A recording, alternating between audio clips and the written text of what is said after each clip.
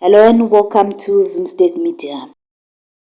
A Zimbabwean comedian and businesswoman Mai Titi surprised her mother with an early Mother's Day treat, citing that she might not be around on May 10th.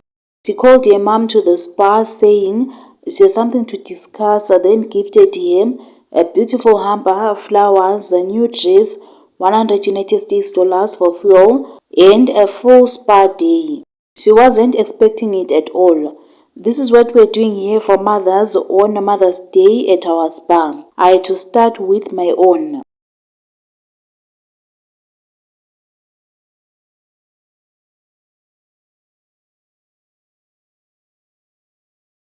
Mai Titi says that she's now taking bookings for moms at her spa.